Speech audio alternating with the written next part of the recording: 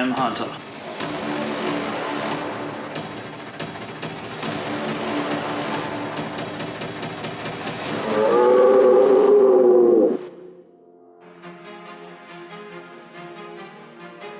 Welcome everybody to the I Am Hunter podcast. You have Tash and Rod here, and we're going to talk to Jason Spencer from Hunt, Catch, Cook today.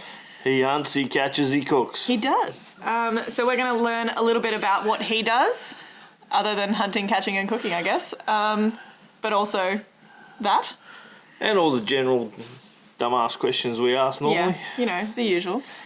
And talk to him a little bit about Christmas time and food to cook for Christmas. Food that you can hunt, catch and cook. That's right. Yeah. I went and hunted some lobster today. Did you? At the store? I got 11 of them. At Completely the store? illegal. What? Scratch that. Nah, I bought them. Oh, okay. Yeah. Illegal? Well, it was this close to Christmas, I had to buy them legally, didn't I? You had to buy them legally. Yeah, of course I bought them legally. I always buy everything legally. Yeah. Yeah. That's the real thing that you should disclaimer. He always buys things legally. How good is lobster right now to buy though?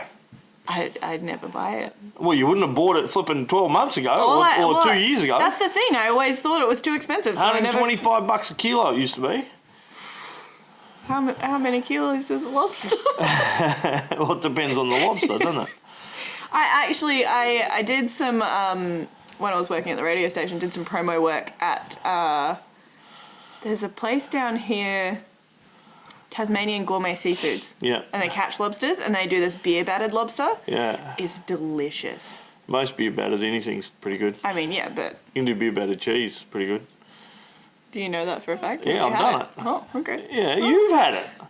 I've made beer battered cheese. I mean, I've had beer battered jalapeno poppers. Yeah, and just cheese. Okay. You've eaten it. I remember this. Fair dinkum, you're not one of my children. Anyways, beer battered lobster was good. But they were talking about the price of lobster going down. Yeah. Because COVID. Yeah. And I'm like, isn't things supposed to go up because of COVID? Everything else has gone up. No, it's also China being a bunch of they don't pay for arseholes. it anymore. Can you say arseholes on the podcast? I mean, you've said it twice, so... We've been doing this for a while now. I mean, I'm getting comfortable. I'm trying to get comfortable, Sorry, everyone. Anyway, good on the Chinese for not taking our seafood and wine. They can shove it. And for giving the world a pandemic. Yeah, exactly. Yeah. The Wuhan virus. You're going to get us in trouble. Get censored on YouTube. Yeah, I know. Well, I mean, I am paying more for my petrol now. Like $20 more a bloody tank of gas. That's ridiculous, isn't it? Unbelievable. Anyway, let's get on to some good stuff. How about we give Jason Spencer a ring and see how the old mate's going? Here we go. Better put it on speaker so we can hear him. Yeah.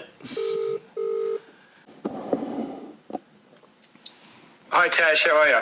I'm good, Jason. How are you? Yeah, going well. G'day, Jason. Rod here as well, mate. How you doing?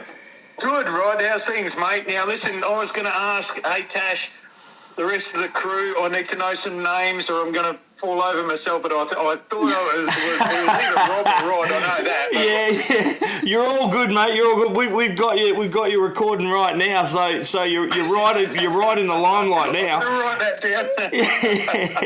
No, it's just me and Tash that are here at the moment. Perfect. Jess is out taking the nuts out of a sheep, so... I tell you what, I hope she's eating them. the old mountain oysters. Yeah. I think that's one thing we've never done. As a kid, I went to an agriculture college and, the teacher said to me, hey, the best way to get these nuts out of a lamb is with your mouth. It's the most sterile thing you can do it with, you don't worry about the pliers and that and the rings, and you just bite them out, And I actually watched a video of people Jason, doing mate, that. I've told guys... 16 and 17-year-olds. I've told guys, Jason, a similar story. I used to do roustabouting when I was a kid. Yep. And we were mulesing the sheep back then in New South Wales. Yep. And I was putting these sheep in the cradle. This is the first day I'd ever done cradling. And I was picking the sheep up and putting them in. And this like I wasn't really watching, I wasn't paying attention, you know, because you're kind of like just focusing on what you're told to do as a young fella. And every now and then this fella's spitting something at me, you know, and it hit me back and bounce off, and I'd just ignore it, you know, and I'd pick up another sheep, put it back in the cradle, and after a while I started to get a little bit, you know, narky at this fella continually, because I could hear him go like this, and I'd feel this thing like whack onto me back, and I thought, you know, that's not on, mate, you know. So I picked up this sheep and I put it in the cradle and I locked its legs and I said, buddy, you flip and spit at me one more time. I said, it's going to be on, old mate. And he goes, young fella, he says to me, listen, you stay in there with the testicles, and he says, we'll be all right, mate. He said, I'm not spitting at no one. And what he'd been doing is he wasn't watching either. But he was just spitting cutting the top of the testicles, biting them out and just spitting them. And of course, every now and then he'd hit me, and I took offence unnecessarily. And it'd be a different story if you swallowed one. I can tell you that. Yeah. Anyway, I remember then. It must have been a couple of months later that one of the blokes was trying to get me to try it, and I was like, nah, mate, I'm good. Yeah, fair enough. Yeah. I can see where you're coming from. Yeah, for sure. I've been spat at enough times. Well, guys, it's finally, it's great to catch up with you both anyway. And, well, not all three of you, but the whole hunt and chat thing, it's fantastic. I love it. Oh, I appreciate it, mate. That's awesome to hear. Yeah, we, you know, it's been a journey, that's for sure. You know, it's as anyone who puts their head up in the hunting industry knows, it's not particularly easy at times. Yep. And because you got a lot of knockers. I got some anti-hunter comments today. Oh, did you? On my Instagram. Yeah. Look, I can't wait for the questions. I really can't, because this is passionate. I've been doing this all my life. Like the whole hunt, catch, cook. It just started from, you know, basically parents. Yep. But pretty much the same as you were now. You are with your daughters. You know, it's just the whole concept of protein and meat on the table. And you know, Dad, we had a little hobby farm sort of farm thing. We had cattle and we had dairy cattle and stuff. And then from there I went to agriculture college. But further in my life, I went to, away for school. But right, that was the whole process of, you know, something has to die for you to survive. Yeah, yeah. You know, we had a vegetable garden, and he took it. You know, he milked cows in the morning, and then he went to work and worked a full-time job. Then he'd come home and he'd be doing cows and hay and stuff. He'd cut hay on the weekends, and he's a very busy man. And then three boys, you know, three young boys growing up on the farm, and we'd be doing, you know, helping him out with cows or something, or we'd be out cutting hay, or doing things. Always busy, you know, busy man. But he instilled in us that, and I've got it today. I've got it actually tattooed on me that with effort comes reward, and that's what it's like. The hunting scene is exactly 100%. like that. If you put effort into it, you'll get reward out of it. If you're going to knock it, and you know, people are out there putting effort into hunting. Don't knock them. They're just trying to survive. Yeah. They're just doing their thing. That's right. That's and right. that effort, that reward, isn't always an animal either. Like sometimes the reward is the experience in itself. Oh, so, hey, let me tell you, I go hunting on the weekends, and sometimes I go live, and I call it church, because I go every Sunday. I try and go every Sunday morning, and I go live on my Facebook feed and stuff, and I'll call it church. What calibre is your Bible? I've never really said that. I've never thought about it that way. I just, if you're doing something every Sunday and you're doing it religiously and you love it more than anything, it's got to be a religion. You know, it's got to be a church to you. It has to be. And I love getting out in the bush, and I try and instill it into my kids as well. Like, come on, let's not get off the couch. Let's come and do something. Yeah. Unfortunately, they're 17 and 18-year-olds at the moment. Look, Dad, we're pretty cruisy here. We'll just lay in bed and play computers and stuff. They'll get over it, mate. They'll get over it. It sounds a bit like me. I thought they'll like get my into couch. it. Yeah. I thought they'd get into it. Now they've got to get over it, and probably if we're not dead, they'll probably get into it then. But No, you'd be surprised, mate. I mean, listen, I kind of when Jess was she would have been about 16. We'd already hunted in Africa at that stage, and my young fella had hunted over there with me. The girls weren't interested much. Come on, we wanted to, but he thought we'd cry. Didn't. Jess didn't. You I did. wanted to. Tash actually had a pretty keen interest in it from quite a young age. But anyway, my young fella and I hunted over in Africa, and Jess was kind of, I reckon from probably the age of 14, 15, she went from being like moderately against to, and believe it or not, I mean, most people wouldn't believe this now, but... She was most likely to be like a veterinarian or something like that. Or a vegan. Well, she was, at one stage, she was talking about becoming a vegan and all this other kind of crap, you know, and she was just... I've been down that road. Yeah. That's cool. And she was dead set against harming animals at any stage. And I'd quietly try and tell her, listen, mate, you know, like, because we're in France at one stage, believe it or not, and we're over there, and I ran over a bloody squirrel in the middle of winter, and it's snowing like a bugger, you know, and Jess is going, she's pouring tears pouring out of her eyes. She's crying like there's no tomorrow. Dad, you've got to stop. I'm like, I'm on the side of a mountain, you know, in the middle of France. I don't even know where I am. And it's bloody snowing. And if you hit a squirrel, it's not going to survive. Yeah, exactly. Oh. That squirrel's dead. It's gone. It's out of here, you know. And I didn't hear the end of it, mate, for the whole trip. For the whole trip. So that's where she's come from. And in a couple of years of, I guess I don't know if this was a beneficial trick or just because I got sick of talking about it or trying to convince her of anything else, but I kind of just let her go and just said, well, you know, if she wants to, she wants to. If she doesn't, she doesn't. So it's no big deal, you know. And, I mean, your kids are your kids. It doesn't really matter, you know. And you'd love them to do it and you'd love them to follow you, but if they don't, then, okay, well, let's see what you're doing and how can I support that.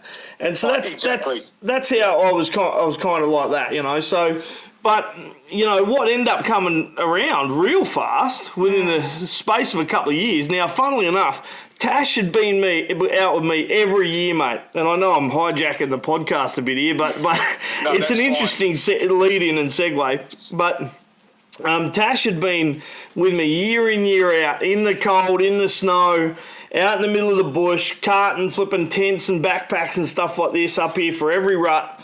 Or not every rut, every season, stag season. We weren't allowed to buck season. The rut. Yeah, and she hadn't shot a thing. She had not shot a thing. And then the first... Since I was 15, wasn't it? Yeah. And so the first year that Jess decides she wants to go to... Because I said, I'm going to New Zealand. Who's coming? And so all the kids at this stage... He says who's coming, but it was a trip for him and Mum, and then they invited Kieran. Yeah. So... I've got another story that leads into this. Yeah. So anyway, I love it. 2 years or nearly 5 years in a row, we ended up going to New Zealand. And in that time, Jess went from crying over shooting a rabbit, which she said, Dad, I want to come out with you and shoot a rabbit or something like that. And then he tried to put the blood on her face afterwards and she freaked out. Anyways, you know where she's at now. So there's always hope, mate. So well, it's quite funny because okay, so this is a great introduction to Hunt Catch Cook. This is fantastic. So I was working FIFO I'm a Boilermaker welder, and let me paint the picture for you. I've just got home, 38 degrees, cracked a beer, sat down, boots are off, and I'm on a podcast talking about what I love to do. Yeah. So I was doing FIFO work, and I was flying in, flying out, and to get out of that rut of, going to the wet mess and drinking lots of beer and just being a bloody idiot and wasting a lot of your money on booze and, you know, working, and you get in that vicious triangle. I thought, look, I'll write a book So I end up writing As a you cookbook. do. Yeah, because I've always loved, hunting and cooking and stuff. It just, cooking came from mum and hunting came from dad, and eating that was, No, that goes from everyone. That's a good It's one. a pretty necessary, requirement for most of us. That's right. So I wrote this book anyway, and I during the writing of the book, my father passed away, so I dedicated the book to my father, and anyway, I published the book and it was fantastic, and it went really well, and I've travelled around Australia. Well, actually, I've travelled around the world doing cooking segments for people, but on stage, and I go all over the place. But I said, look, kids, I'll come home and say, look at this. This is my first book. Look at it. Yeah. And both of them just sat there with their frowns on their face. They couldn't believe it. Dad, we're not even in your book. We're your kids. We're not in your, we didn't even feature it. It's not even a photo of us. Well, maybe if you came hunting. It's about hunting and me and stuff, and you just, you're only young, you don't like it. Yeah. That would devastate us. You should have said maybe for my next book, if you come hunting with me, Yeah. you'll be in it. What I did say, okay, fine, I'll write a book about you. So we went hunting. The kids come up. Well, some of the times the kids come along, but most of the time I've shot it myself. But I tried to drag them out. Well, it's your book, and I put them on the front cover. And they're walking on my second book. They're walking towards me, and then on the back of the cover, they're walking away from me. And we did the photo shoot and everything. I said, there you go. Is that going to help you come shooting and hunting with me? And do you like what I do? Let's go diving and stuff. And, nah. Thanks very much, Dad. But so I can hear where you're coming from. Yeah. But the second book was dedicated to kids, and I travelled around doing that, dedicating all the food, and we're hunting game meats, trying to introduce children into hunting, and probably the best way to do it is through food. Yeah. The whole process, as you know, like you said, you took your kids out, you go for a shoot and you shoot something. Okay, we've shot it. It's not, don't cry about it. It's something that's going to come back. Yeah. We're going to process it, and we are going to eat it as a family. This is protein. We're going to put it on the table, and we're going to feed ourselves, and it's a meal.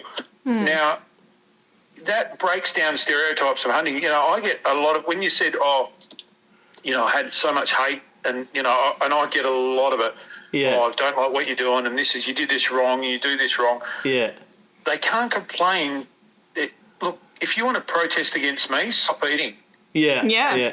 You know what I mean? Like, this feeds me, and I haven't been to a butcher shop now in 10 years. Yep. I've actually I walk into a butcher shop. My mate's a butcher, and I walk in there to get some pork fat to add to game meat to make sausages. Yep. And that's it. And we have a beer and stuff, and he wants to know, what I do, and I want to know what he does. But it's part of that's the cycle of life, as in such. So I can see exactly what you guys are trying to do and what you do and what Hunt Shack's all about, and hence the reason I'm talking on the phone to you today. It's great.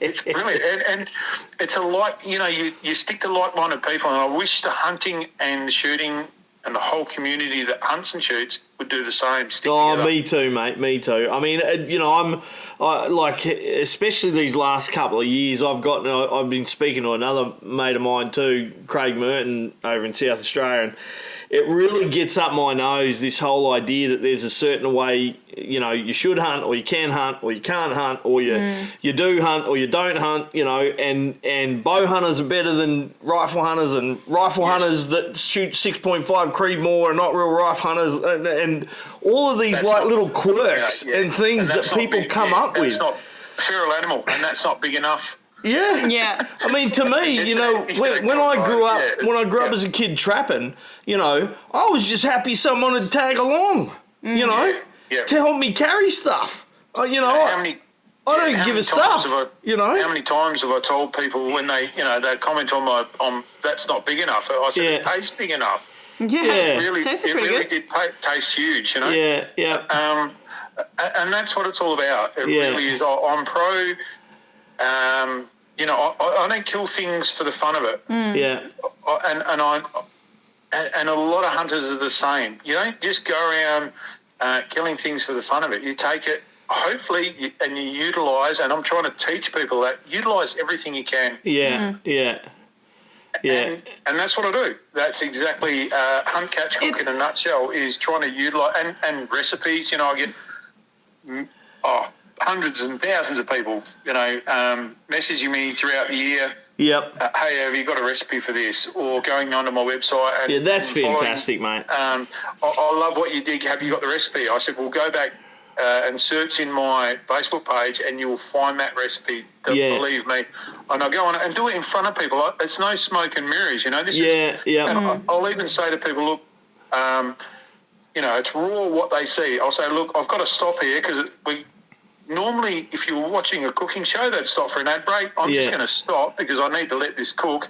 No one wants to see this shit, just me talking. Yeah. It's going to cook, and then I'm going to come back for part two, hang around, come back, and you know, and that's what it's like. Even stage shows, you know, I do stage shows for sporting shooters and festivals over in Perth, or you know, I've done invited over to the deer place in Victoria. You know, different shows and festivals and that sort of thing. And when I get on stage, I'm the same thing. I look, guys. It's not TV. We're not gonna cut to an ad break. Yep. This is raw cooking. I've tried to keep it as small as I can, but sometimes you're going to cook, and I'll talk to them about, and I'll take questions from the stage, you know, from the audience and stuff. Yeah. But that's what I do, and that's how I encourage people to try and get the best out of that game meat that they can. You know, people, you've got to step outside the square and actually think of different recipes for game meat. Oh, mate, 100%. And it's absolutely needed. I mean, one of the things that I've constantly talked about amongst, you know, our friends and certainly the other hunters and stuff that and mates that I've hunted with is the maturity of not just hunting, but the process of hunting in Australia. You know, I mean, if you go to Europe or places like this, or even Africa, you go to the US. I mean, they have a whole process around this stuff, and there's so many facilities and services, and there's even in New Zealand, you know, that cater to people to be able to manage what they kill. You know, as far as you could take it in many places to a butcher and things like this. Yeah. Isn't Australia, Rob, I agree, isn't Australia so far behind when it comes to hunting? Oh, mate, we're miles. And what you're doing, we need, you know, 100 other people doing that stuff. Yeah. You know. Yeah.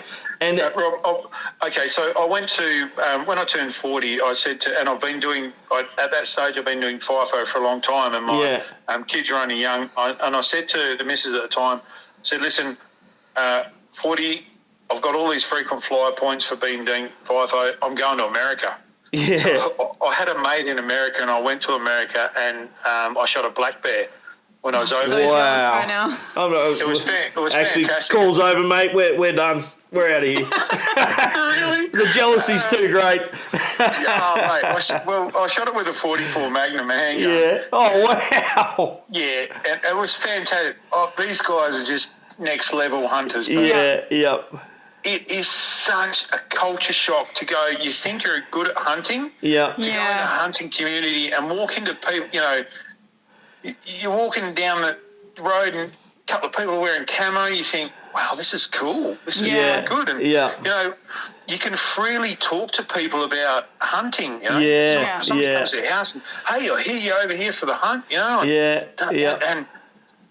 And he said to me, you know, my friend said, look, I'm in the church, and for the youth group, we're having a game meat dinner, and we're going to raise money for the church. Yep. And I took a whole heap of kangaroo over there. That's awesome. Because I do that sort of shit. Yeah. I've taken a whole pig to Bali, but anyway, that's a whole other story. I'm like the Chappelle Corby of the hunting world. Just in a boogie board.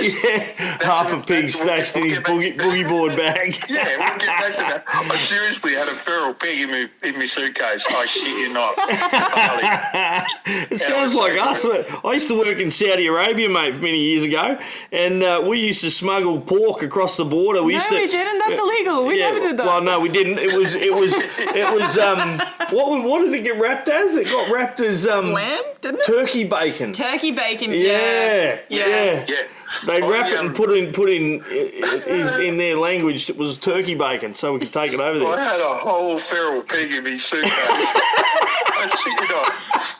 And polony, the polony I had was there's this big, huge. Oh, well, I don't know. I think you call it Devon over there, or polony, or like luncheon meat. Yeah. I had a heap of that because the kids love that. So I thought, oh, you'll take that. Like a whole suitcase of meat. Well, what's this, man? I said, just lunch, you know. Oh, okay. And he's like, everyone at the airport was all scanning it and looking at it. And I thought, oh, here we go. I'm going to end up bloody next to Chappelle. But back to the story. So I'm in the US, and these guys, we're having a game meat dinner. Yeah. So he goes to the taxidermist to get the meat. What?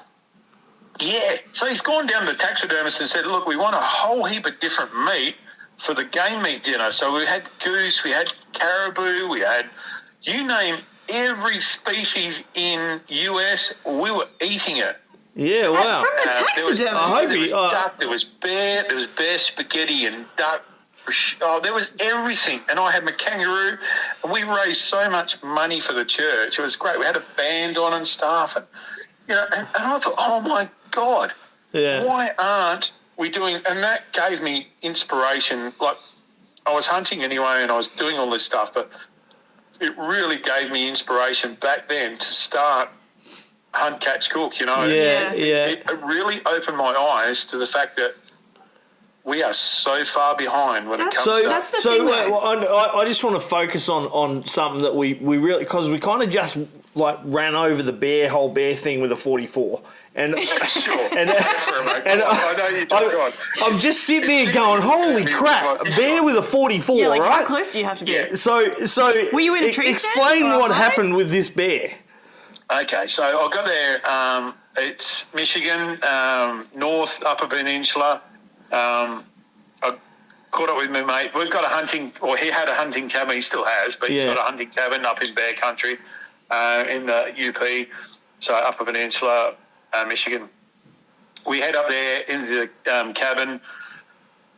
Up there I was over there for a month, so we're up there for a couple of weeks. And we get to the cabin, we do a little bit of maintenance on the cabin, but when it comes to bear, so out with the pickup truck out onto the first road, cut a tree down, which is like a pine tree or whatever, you know, trees are over there, chain it to the back of the pickup truck, and you're driving pretty much all day, well, night time sort of thing. You're driving around, just raking the roads. So as you're going around, you know, you're just driving around all the time, having beers, listening to music, you know, sort of, you know, they're all got their hats on and the country music's playing. You cruise along these dirt roads with this tree behind you, just raking it all. So what's the purpose of that? Okay, this is leading into the story, mate. Hold on. So back to the cabin, you know, a few beers, and you catch up to the next hunting cabin, and you're going, and then in the morning, crack it on. You're up at 4 o'clock in the morning, lights are out, dogs are on the back of the trucks. Right. Guns are loaded, cruising down the tracks, and that tree has raked over nice and smooth So you can see tracks. Because you're out in the middle of nowhere, right? You're in the Upper Peninsula. You're out in the middle of pretty much wilderness. As you're cruising down the tracks, you can see where that bear has crossed. Plain as day. It's like snow. Jeez, those bloody Yankee fellas are smart, aren't they? Everyone says they're dumb. They ain't dumb. No, they ain't dumb. So they see where it's run across, and the hounds are out. Yeah. And boom, if they pick up and a you scent, dog them. It's on. Yeah. And radios, right, we've got one down at, you know, I don't know, think of the funniest bloody name you can think of, some road. It's like Dukes of Hazzard. Remember that old Dukes of Hazzard? Yeah. Yeah, it was like that. Yeah, and it was on. We're after it. The dogs pick up a scent and it's on. And you could be running for miles through that wilderness with trackers picking up the dogs, and it'll come up. I don't know if you ever done pig hunting, you're into it, where you see that on the tracker it says treed. Yeah. That's what they're talking about. The bear's gone up the tree. Yeah, So right. the bear will go up the tree, or the dogs will catch it. The bear goes up the tree. Obviously dispatch the bear and, drag it out. And it's a full process. Like, okay, you've got to catch up with the department. We'll obviously hear the radio conversation. They'll be straight out there as well. Yeah. Like the conservation department or whatever it is over in America. They'll come out. Fish and They need wildlife. to check. Yeah. They need to check the organs. You do the whole thing. Who shot it? Names. You fill in. It's amazing, mate, how well set up they are with You'd that be stuff. hard pressed to It's get a just- ranger from Tassie out Yeah, exactly. to check your That's deer right, for you. Yeah. But they're listening to radio conversation. Yeah. And reproduction organs had to go back to them as well because they monitor all this. And, we had to show the tags. There was different tags for it. So nobody's ever had any Bear Mountain oysters. And it was back. We waited and back and photos and stuff, and I got a heap of photos and take it back. And then we cut it up, and then it's on. We're eating it. What does bear meat taste Fantastic. like? Oh my God! So Wagyu beef with that marbling through it. Yeah. Oh, okay. Yeah, bear He is shot a just good that. bear. Yeah, that was a nice Bear fat is bear. just that. It's got so much fat on it, and it is just so good. See, I've always been like a little bit worried about eating bear, only because of that episode from Meat Eater where he said you gotta cook it properly, otherwise you get trichinosis, or you can get trichinosis. Yeah, you can get trichinosis. So, however, You get in a car, you can die.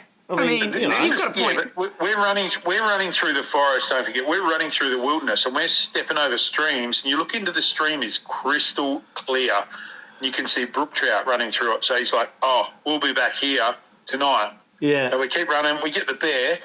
Then after we've got the bear and done a little process, come on, let's grab the fishing rods. We're back to take for brook trout. Oh, that'd be we've got- fantastic. So we've got sounds trout. like the best thing ever. As we're running through as well, look, some morel mushrooms. I don't know if you know what morel Yeah, I Yeah. do. Yeah. and they're really woody and a beautiful flavour in them. Yeah. So we've got bear, we've got brook trout, we've got mushrooms, some veggies, potatoes, and that. And what a feast! We've eaten the tenderloins. Oh man, this is next level. You can hear my excitement. Like, Man, if we weren't jealous So before, good. we're really, really jealous now. No, man. Okay, so I get back to Australia. Like after a month, I'll get back to Australia, landed Perth. I said to the wife at the time, "Hey, I shot a bear." She said, "Oh, that's really good." Good. I said, "Yeah, that's fantastic." I said, "I'm bringing it back to Perth." She said, "Look, if that comes in the house, I'm not here." Oh no! No. What about the shed? Look, it's not going in the shed. That was like a lot of money to get that bear. Yeah. So, yeah.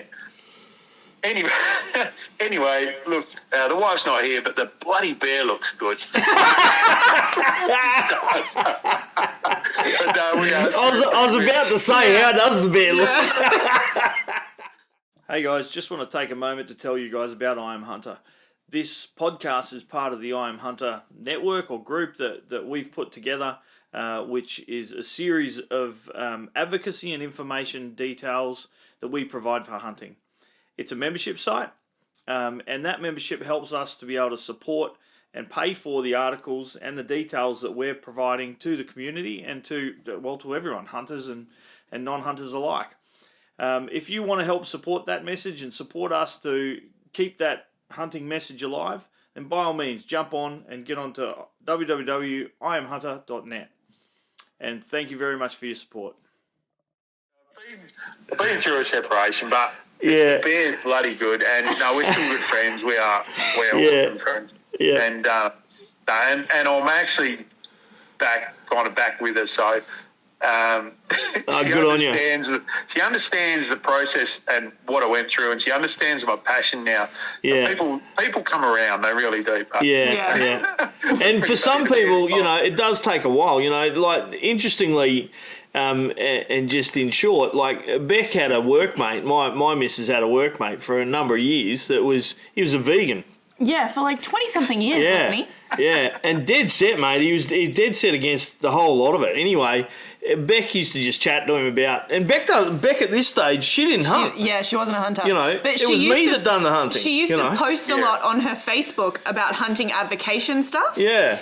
Sure. So a lot of the posts that we'd make, she would be the writer for it, and she'd post it on her Facebook, so he'd see it. He'd get a bit toppy about some of this stuff when she'd get to work, you know, and he'd say, oh, you know, I don't agree with this and I don't agree with that and whatever else. And anyway, they had a number of conversations. Long story short, he was told by his doctor if he kept on that diet that he'd die because he's depleted the minerals and basically his bones are going to break. Because he's gone without substantial amounts of iron and what is it? Vitamin B or something like that, isn't it? There's a number of things in meat and fat that give your body the ability to, even your brain, the ability to continue, like cognitive capacity and stuff like this for your brain, and you know, so anyway, the doctor just said to him, listen, a lot of the illnesses you're copping right now. And a lot of the weaknesses, the frail, you know, the way you're feeling is all based on the fact that you've depleted your body so much that it's actually starting to shut down. Yeah. And I'm a firm believer of a balanced diet. You know. Everything in moderation. It's as simple as that. You know, I say I haven't been to a butcher shop for 10 years. However, you know, if my kids want you know, a pie or something, I still can't eat a pie. Although I can cook bloody good pies and that, or, you know, if I want a sausage roll or we're out and something, it's not like I'm going, oh, no, I can't eat it because I'm I didn't do it myself. Game meat. Yeah, I have to catch it myself. I think there's a word for it, but that I can't remember. But, however, everything needs to be in a balance, and I do agree with you. Unfortunately, when it comes to vegans, they don't like it when I say to them, a true vegan will get bitten by a snake and they won't accept that anti-venom. They don't like it. It's an animal product. Yeah, exactly. But that guy... Yeah, but I wouldn't be vegan then, you know.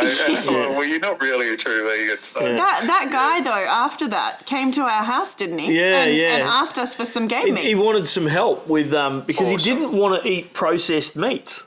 Yeah, and he had his big issue farm meat or whatever it was kind of the factory or, you know, the modernisation of meat processing. Which we don't really have too much of in Australia. I can understand that. Yeah. I can get that. But why didn't he start that from the start? Yeah, you know what I mean? exactly. Like, if you'd said, okay, Jason, I shut the door on him and said, rack off, you moron. You know? Bloody vegans, ex-vegans are worse. No, I didn't. No, we ended up sitting down with him for a number of hours, and he ended up taking home bloody roo meat, deer meat, flipping, and we were telling him, you know, same as what you're doing. Listen, cook it like this, take this, try this, you know, and you know, we've done it a number of times with him now. Yeah. Fantastic. You know? And both him and his missus are eating meat. Now, I've got a question for a Hunt Shack. Sure. And it's a pretty raw question. What's going to be on the Christmas table today? For when it's only a couple of days, I know, until Christmas. But what's going to be on the table? So we have a fairly traditional seafood morning. We do. Yep. So usually every year that's either Moreton Bay bugs or lobsters if we can get them cheap enough. Sometimes prawns. Or if I can catch them. So I'll go and our season usually starts early December. So I usually go diving. But this year I haven't had time. And also last week I spent the whole week in hospital. I did hear that. Yeah, so that kind of chucked a whammy into things as well. So I've just bought a whole heap of lobster for us on Christmas morning. So we'll cook all those, but we kind of eat almost all day. So it's a very stuffing day. It's a traditional seafood, mainly. So the way it happens is usually I crank up the coal barbecue, right? Yep. And I'll cook this year. We'll sous vide some octopus first, and then I'll charcoal grill them on the barbecue. The lobster will be pre-cooked. Is the morning? Yeah. I'm not here for the morning. Well, you know, they're the choices you make. That's really rude. The lobster I'll cook. I'll cook the lobster tomorrow, and then we'll freeze it. Yep. Or we'll put it in the fridge. Probably won't freeze it. And and then we'll have a roast cooking most of the day until the afternoon, and the Mum roast will make get ham? cracked. Hey? Did Mum make ham from your Yeah, pig? so there's also, this year we've This got is what our he's own saying. ham. We got a lot of food. Yeah. Do you make venison ham or wild I've pig ham? never made venison ham, no. Really? No, I haven't. No, this I've got this a one lot is to teach you. you do. You do. This one We is need to get you over here for about a month, mate. Yeah. Okay, fine. I'm on the plane now as we. No, that's great. Good on This you. this That's ham is from their farm. So Yeah. they okay. grew their pigs, and this was this the first pig? He was one of the first ones, yeah. That we, so that we it'll be ever like put in. Fantastic. the first or second leg of ham. Yeah. So something, that's another thing. I vary my recipes as well, even on Facebook, my books. Yeah. I'm obviously writing my third book, but, I've got a Facebook group. I've got a Facebook, my blog or my page, whatever you want to call it. And I love doing that. Usually Christmas time, I'll try and get myself a pig in the trap. Yep. Christmas time, I haven't had a chance. I've just been flat out trying to get as many crayfish as I can, but I've got my limited crayfish. Yep. I dive for prawns in the local river is Swan River. Yep. So I'm diving for prawns, trying to get that. I've just passed up. Abalone season is pretty lapsed over here. It's like a couple of hours every Sunday morning, every second week or so. It's crazy. Wow. They've got this bizarre abalone season that runs for an hour because it's been depleted. Oh, right. Geez, you've got to be quick. Yeah. Yeah, they're trying to manage it so you get Don't a fuss couple about. of hours you have like a couple of hours in the water, and you can go and get them every second Sunday. It runs for 2 months or something, and that's so you get 4 times to go out or something like that. However, Sucks if you actually go to church on a Sunday. That's only for the fact that it's been depleted. So it's kind of a good thing they're managing it. Yeah.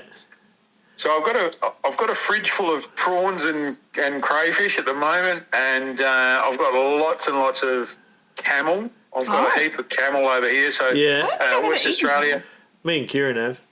there's plenty of camel. Yeah. There's plenty of camel and rabbits and donkeys and roos, and there is deer. There's a lot of deer here, but it's fairly how would you say it? It's sparse. You have to know where it is, and you've got to be, I'd say, permission for properties, obviously. I was going to say, what kind of deer have you got over there in WA? The reds. Yeah. Fallow. Oh, you got fallow as well. Yeah, Fallow we've got are fallow. everywhere. Yeah. We've got different coloured fallow. Now, there is other deer species. However, I'm not a big deer hunter because for the fact that I've got to go and look for them and I've got to put an effort into it. Yeah. Whereas I could walk past a lot of other stuff to get deer. I really only target fallow.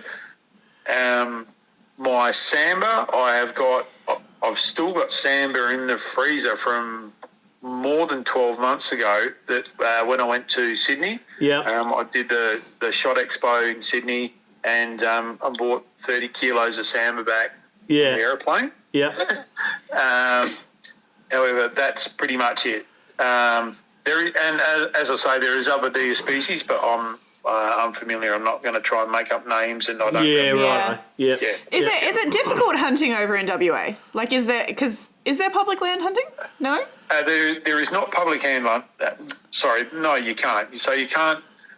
You have to have permission to hunt anywhere you go over in WA. Yeah. Simple as that. Yeah.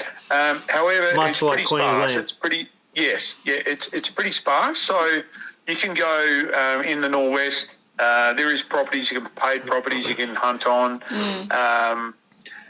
and it is not hard to get a permission to hunt on a property. So if you actually put in the effort and go out there and talk to farmers, like anything, you put the effort in, you will get the rewards back. People will say, okay, rightio, I saw, there's lots and lots of property. It's a big place. So, Yeah. But, hunters being hunters, they don't like to go too far and do the wrong thing. Yeah. However, it will come better. It really will. And that's what I try and instill. Yeah, I agree, mate. It's all about what you're doing, what we're trying to do as well. I mean, most of it comes down to maturing the hunting industry. Yeah, and that culture of hunting and stuff like that. Like we absolutely. just don't have a good hunting culture down here. Yeah, and it's sad. I agree. Yes, I agree. Yeah, and it's trying to, I guess, motivate more people to be to understand those guys that sit on the fence and go, should I hunt or shouldn't I, or is that something reasonable for me to do? And I've gotten so many examples of those types of people that now have like a hunting license or they have their gun license and stuff like that as well, and they're still not big hunters, but they've shifted from being anti-hunting, to someone who, I own 20 acres and now I shoot rabbits, and that kind of thing. And it's like, well, that's great. That's a good start. Now eat the damn rabbit, and do this. It actually gives you, it serves a purpose now, Sure. Not just stopping them digging holes in your bloody, backyard vineyard, Yeah. That's right. And I try and I agree with 100% what you're saying, and I try and change people's concept in their mind with recipes. Yeah. So, I try not to, there's a lot of people who, pro hunting and will sit down and talk to people or their friends and they'll talk about the benefits of hunting. I'm more sitting around a table and eating and they say, oh, my God, that's beautiful. What is it? Yeah. I said, well, that was kangaroo. Or that was, that was rabbit. Have you ever tried? Oh, no, I don't. And then you get a conversation happening where you get they start changing their mind through taste. Yeah. Oh, yuck, I wouldn't eat that. But, hold on, you just have. Yeah. Yeah, and people are like, it wasn't too bad. Actually, I like that with heart. Yeah. No one thinks that heart is going to be good. Yeah. But it's delicious. Yeah. And I watched a video of a lady that I follow in the US a couple of days ago. She has been hunting all of her life. And someone gave her heart and fried it up with some onions and stuff like that. And she was just like, oh, I don't know about this. I don't know if this is going to be good. And she had it and she's like, that's better than tenderloin. It's amazing. Dash, I've got to tell you this little story. So I was invited to a fishing tournament up in the northwest of Western Australia, Point Sampson, and it is for it's called Desert to Reef, which is it's a charity event that raises money for the police legacy. And I got up there and the fishing competition because I was invited up. My mates runs it, and he invited me up as the cook. The celebrity cook. Invited up with a job. Yeah. That's right. Listen, you can come along, but you've got to cook the food, buddy. That's pretty much, you're coming up, you're going to cook for everyone. No worries at all. So I got up there. He said, go around the corner and you've got to pick up all the prawns. And so I thought, great. So I went around the corner and I picked up 15 kilo of prawns. Well, I was only meant to get... I think it was 2 or 3 kilo, but anyway, I got 15 kilo of prawns and put them back and I put them down. And I was like, what am I going to do with prawns? I know.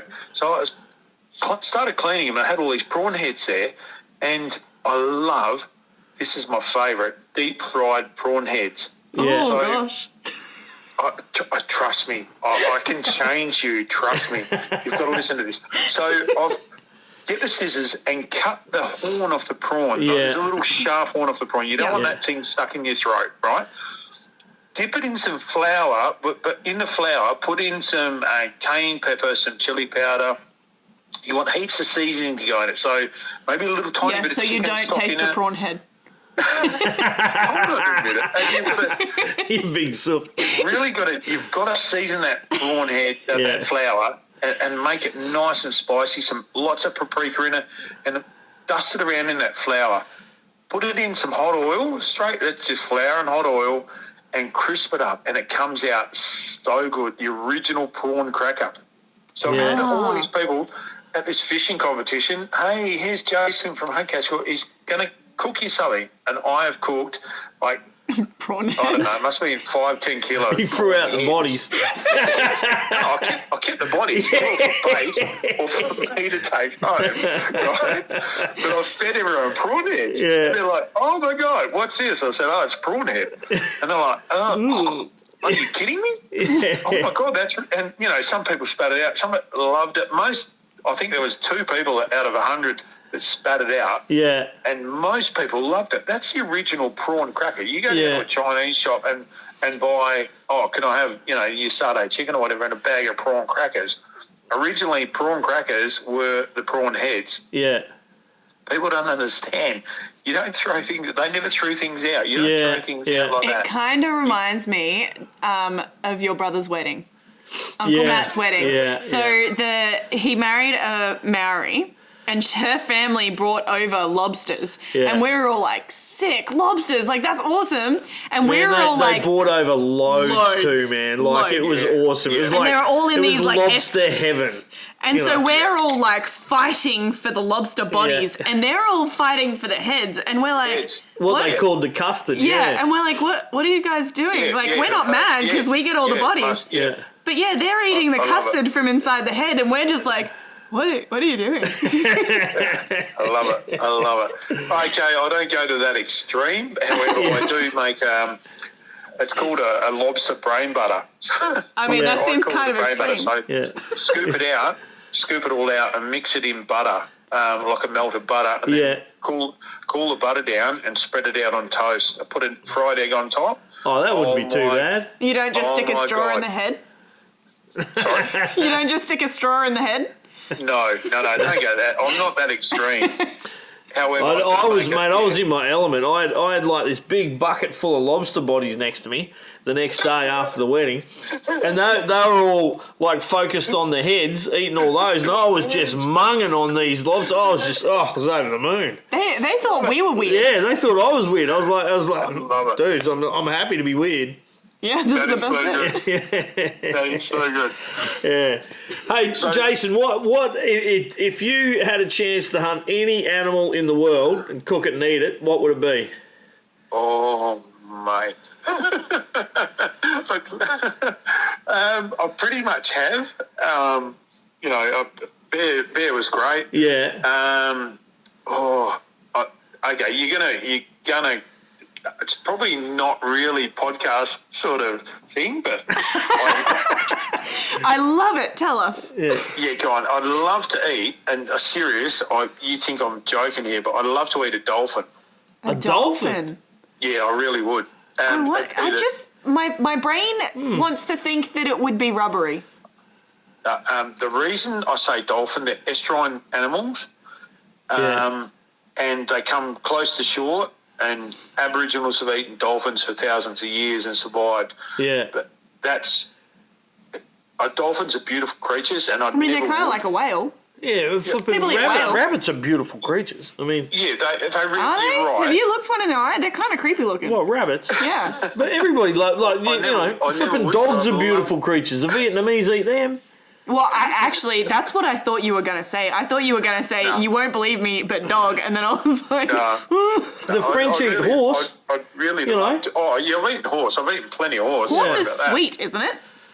Horse is quite nice. It's like I've made zebra. We've eaten zebra, Yeah, close So enough. what do you call the lunch meat over there? Is it is it luncheon or is it a like a Devon type stuff. Devon? Okay, Yeah. you call it Yeah, Devon, right? yeah. We over in WA you call it plony. Yep. So I've made a pony polony. I like it. And I featured it on, I don't know, or something, and I did it, and people were still laughing at pony polony. But hey, really, traditionally, really nice. like when I went hunting Northern Territory a couple of years ago, we shot a couple of Donkeys. and I was Donkey, yeah. super keen. We didn't have much room to bring stuff back, and by the time we shot a couple of buffaloes, the backstraps of them alone, weigh enough.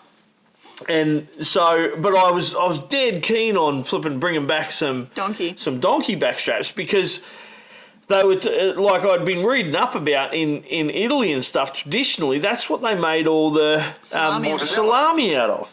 Yeah, salami and mortadella's made of donkey, yeah. Yeah. Yeah, traditional mortadella's made of donkey. So you can't tell me that all this time the three wise men, when they walked over, we're getting back to Christmas here, Yeah. they walked over there to the manger, they didn't eat the donkey. Come on. Don't tell me. The donkey didn't survive, I can guarantee you. The three wise men ate the Jesus taxi. Yeah, of course you can eat the bloody donkey. Come on. I just made some salami in the Yeah, that's right. You're not going to travel all that way and not eat it. Damn. Poor old Jesus taxi didn't make it home. Yeah. Well, that's actually... Yeah, that cobra would have got banged straight away. That mate. is Don't worry why about the that. Aboriginals wouldn't eat it, though, wasn't it? They wouldn't eat the donkey Yeah, because it had the cross on it. Yeah. Yeah, so the donkeys have a cross on their back. That's no word of a lie, Jason. When I was up there, they were real funny about me skinning it out because Jess and I skun it out and we bought 2 of the skins back and we got them done. And and they were real funny about doing anything with the meat or anything. They didn't want to even touch it because they thought the cross on its back was a symbol of godliness. Yeah, because Mary rode on the donkey Yeah. when she had Jesus. Yeah. I really haven't looked into that far. I've got plenty of donkeys, but I don't really look into it like that. But, the backstrap, I've done tons, and I've wet aging as well. I've wet aged donkey meat up to just over, I think I had it at 43 days, I think is my record at the moment. So Yeah, right. Putting it in the fridge, bring it out every week, patting it dry, pat the blood off, cryovac it, put it back in the fridge, and it just is so tender. We're not organised enough to do that because we'd You've got a forget. We'd forget for a couple of days. Machine. You've got a cryovac machine, surely. Yeah, we do. we give them away. Yeah. So that's in our giveaway this week. Yeah. Yeah, but even your fillets, right? Put your even. Oh, venison fillets. we wet age everything. Yeah, we do wet age a lot. But the thing is, for that many days, like we've had it too many times where we've gone to wet age it and we've left it in there too long because we forget, and then we lose some. Yeah. Bring it out, pat it dry, redo it, and mate, I love it like that. I love it. And sous vide, my favourite. That's a good way of cooking. Low and slow on the barbecue. I just had some venison. If you look on my Facebook page, I did a Korean barbecue, and just over the weekend, and it turned out so good. Just real. It's game meat. So you want to be cooking game meat fast. Yeah. Straight away, and it's rare. Nice and hot, tasty. really fast. Yep. Hot and fast. Bang. Yeah. And absolutely beautiful. Pair it with something that is obviously venison, that fruity flavour, wine, berries, that sort of stuff. Yeah. I've got so many ideas when it comes to game. So Jason, tell us tasty. what's your favourite game recipe then? Kangaroo. Kangaroo, and how would you cook it? If you had In a lasagna. I quite often do that. I like lasagna. Yeah. Somebody said... I could say this about anything that he says. I like that recipe. Be hopping out of the oven, that one. That was a terrible dad joke. It's got so much boldness to it. Because people think, and I've changed so many minds when it comes to kangaroo lasagna. So, for instance, I was up doing... Your mum would get on your fork with the bowl bouncing around everywhere. Somebody said to me when I was doing FIFO, you were, and they were in management in the mine site, and they said, you do all this cooking and stuff, how about you bring us something to eat? Yeah. I said, yep, no problem, I'll make you some lasagna. Oh, fantastic. So I'll come home, chop the kangaroo, put it through the mincer, made these 6 trays of lasagna, put them in the freezer, and got off the aeroplane, FIFO, bang, there you go. Lasagna for the whole... it was mine site management. Yeah. And it was only a small man. Oh, okay, fantastic. And they were over the moon. Wow. Oh, fantastic. This is great. The best lasagna. Yeah. So tasty. How did you get it so tasty? I said, because I use kangaroo. Yeah. Oh, shit. I should have told us. Yeah. But it is, you know. But Should have told us. No. that's how you change people's minds. You change people's concept. That's what I do. She knew, you know, the management knew what I did. Yeah. But that's how you change people's concept of hunting, and it's kangaroo. Get used to it. It's Jason, do you guys have any issue hunting kangaroo over there? Do you have to have any permits or anything like that? Because a lot of Australia you can't. You have to have tags. There is a process you have to go through. Yeah. And obviously there's declared places that are off limit, like reserves and stuff like this, or. Well, you can't. It has to be private property, but there's places that you can go. On private property, it's open. What do they call it? Open, like an open slather sort of thing. No, it's no. It's not a yearly. No limit. There's a certain season. Yeah, you have to go. You can go down there and shoot them all year round. But you've got to have tags. So you just have tags for it, and you can take the tags. You can take for. Consumption. So there's WA's much like here in that sense. Yeah, you have to. But when it comes to feral goats, if there's feral goats on property, you can shoot anything. If you're on private property, you can nail anything you like, really. Yeah. However, ducks. You just can't do ducks. That's all.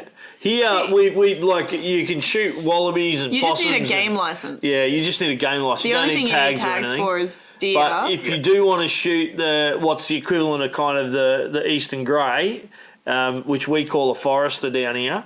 You need special ones. You have to have tags. Aren't they crop protection ones? Yeah. Yeah, you can't just get normal game tags. No. Like you were saying, there's a whole process. That sort of thing. We call them western greys, but there is different. Yeah, you can do it. So you're in the west. That makes sense. Deer over in Western Australia is declared as a pest. Yeah, and you can shoot it on site and take it. If you want to throw on a spotlight and see 100 deer and shoot them all in the paddock, which people have over in Western Australia, it's pretty sad. Yeah, you can do it. So, right.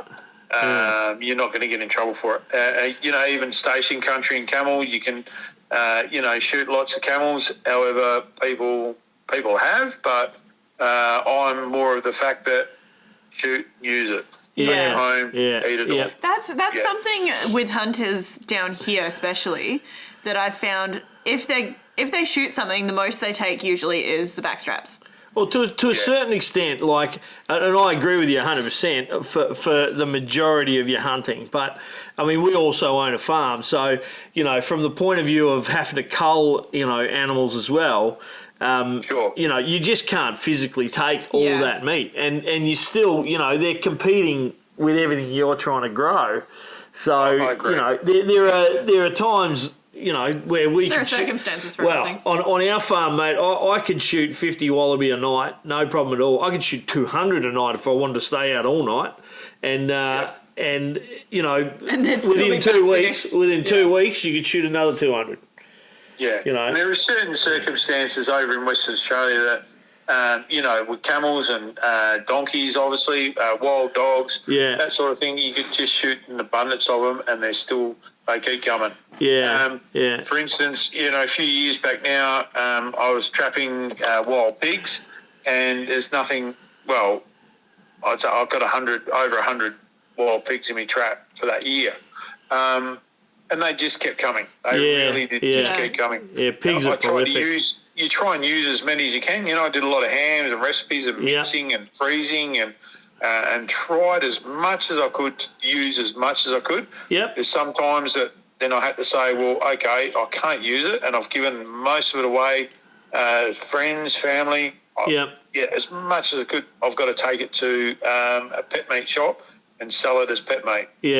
Are we allowed to do that here? No, you're not. Yeah, I was going to say. That's another. There's all sorts of funny restrictions all around Australia, around that kind of stuff. So obviously you guys have got some good access with that stuff. But here, you actually got to be a permitted culler to take pet meat even to the pet meat cannery. Yeah.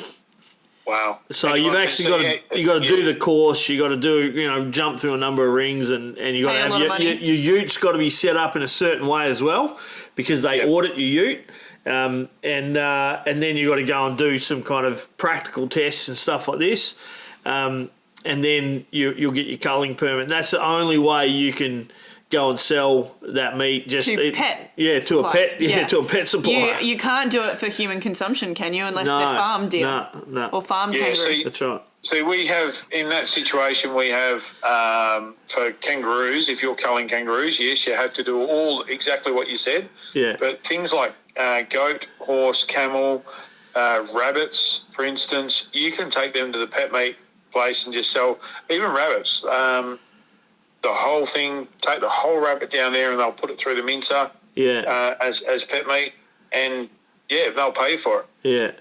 Yeah. That would be awesome. There you go. Yeah, it would be. Wow. Well, Jason, mate, it's been bloody good to talk to you. And, it's a bit of a mongrel talking to you too, because I haven't had tea yet, and I'm bloody hungry now after all the stuff you mentioned. And I was smart, and I cooked a steak before this. That is so good. Yeah. That is so good. Guys, it's been fantastic. It really has. Yeah, it certainly has, mate, and we really appreciate you taking the time out to jump on with us and have a bit of a yak as well. And we're going to have to get you down here at some point, or us go up there. Mate, if you did want to come down at any stage, by all means, we'd love to have you.